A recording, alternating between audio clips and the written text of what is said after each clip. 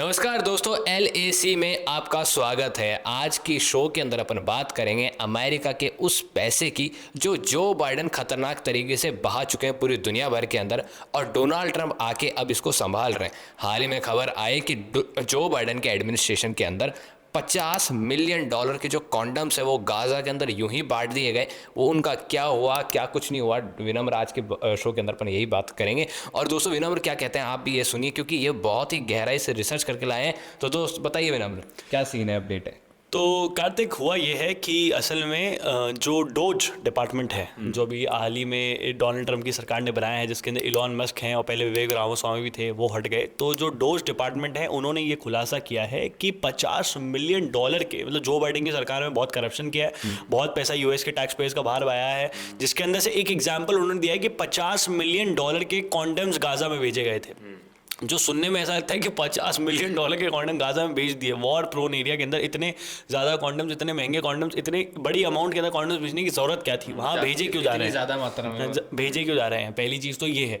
दूसरी चीज़, यूएसए ये कह रहा है, अब ये चीज़ सामने निकल कर तब आई है जब डोनाल्ड ट्रंप ने जो है 90 डेज तक जितनी भी यूएस की जो एड है, जो यूएसए फ्री में पैसा बांटता था, जिसके ऊपर उनको कोई इंटरेस्ट नहीं लेते थे, वो ना उस पर ऊपर कोई टैक्स लगता था, ना कोई चीज़ थी, बस यूएसए वो पैसा इसलिए बांटता था क्योंकि बाद में वो देश यूएस इंटरेस्ट में बोले, इसलिए यूएसए वो पैसा बांटता था। अब उसी पैसे को यूएसए ने 90 डेज के लिए रोक दिया है। सिर्फ दो देशों के लिए वो पैसा नहीं रुका है, इजिप्ट और इसराइल के लिए वो पैसा नहीं रुका है। तो ये वाली चीज़ है। अब कुछ फैक्ट चेकर्स ये भी बोल रहे हैं कि ये जो चीज़ निकल कर सामने आई है कि भाई ये जो कॉन्डम्स बांटे गए हैं ये गलत है। ऐसा नहीं हो सकता कि $50 मिलियन के कॉन्डम बांटे गए हैं। लेकिन इस चीज़ के ऊपर अगर आप ढंग से गौर करें तो एक बहुत टाइम पहले एक रिपोर्ट भी सामने आई थी ब्लूमबर्ग की, जिसमें वो ये कह रहे थे कि कॉन्डम्स को इन्फ्लेट कर, फुलाकर वो जो सदर गाजा के अंदर जो है हमास के वो भेज रहे हैं, जो टेररिस्ट है वो वहाँ पर भेज रहे हैं, उसके ऊपर बॉम्ब लगाकर, एक्सप्लोसिव लगा इसराइल पर भेज रहे हैं। हाँ, सदर्न इसराइल में भेज रहे हैं वो लोग। तो ये एक, क्योंकि देखिए अब कॉन्डम को फुला दिया, बलून की तरह बन गया, उसके अंदर एक्सप्लोसिव डाल दिया, उसके ऊपर एक्सप्लोसिव लगा दिया। अब उसके ऊपर तो आयरन ड्रोम हमला करेगा नहीं, बहुत महंगा खर्चा बढ़ जाएगा, और ना ही आपके स्नाइपर्स बैठ के उसको शूट डाउन कर सकते हैं। बहुत सोचने में इम्प्रैक्टिकल लग रहा है। तो उस चीज़ को रोकने के लिए, मतलब इसराइल तो खुश है कि भाई जो बाइडेन और डोनाल्ड ट्रंप ने ऐसा खुलासा किया है कि भाई अब वो बच जाएंगे, इसराइल बच जाएगा, इसराइल के नागरिक बच जाएंगे।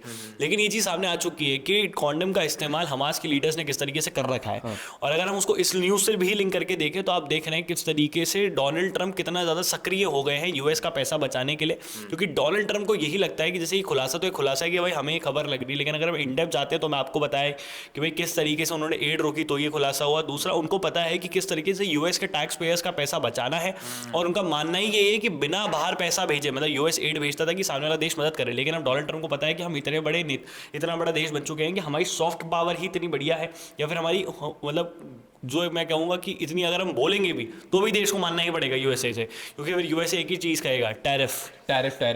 हाँ, तो फिर वो सामने वाले को मानना ही पड़ेगा, उनको बोलना ही पड़ेगा कबूल है।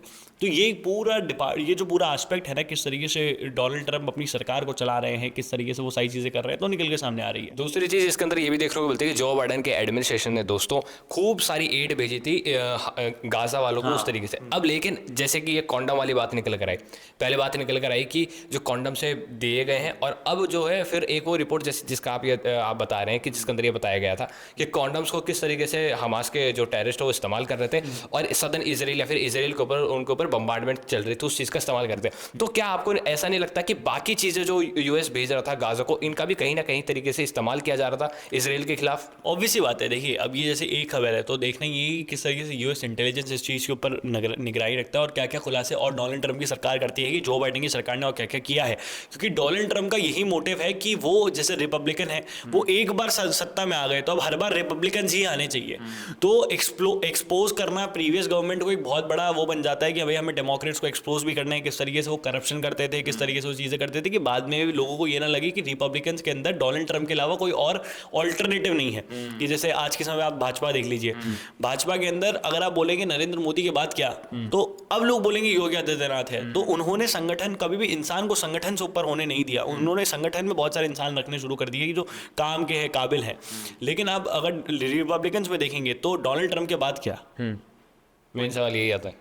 मतलब उनसे पहले इलॉन मस्क हैं, उनके बाद क्या कुछ नहीं। अच्छा, ये एलॉन मस्क से याद आया, जो आपने स्टार्टिंग में डॉज डिपार्टमेंट का जिक्र किया था, डिपार्टमेंट ऑफ गवर्नमेंट एफिशिएंसी का। तो दोस्तों जो डॉज डिपार्टमेंट था उसकी भी आशंकाएं जताई जा रही थी ये किस तरीके से काम करेगा, लेकिन अब जो इसने रिपोर्ट्स निकालनी शुरू करी, अब जो एक जिस इफेक्टिव तरीके से काम कर रहा है, तो इन्होंने आते ही धमाका कर दिया है और ऐसा लग रहा है कि आगे और भी ये धमाका करेंगे दोस्तों। तो दोस्तों आपको कैसा लगा इन सब चीज़ों के बारे में जानकर, आप नीचे कमेंट में जवाब दीजिए, इस चैनल को भी सब्सक्राइब कर लीजिए और इस वीडियो को ज़्यादा से ज़्यादा लोगों तक शेयर भी कीजिए। जय हिंद, जय भारत, और हाँ, पानी बचाएं।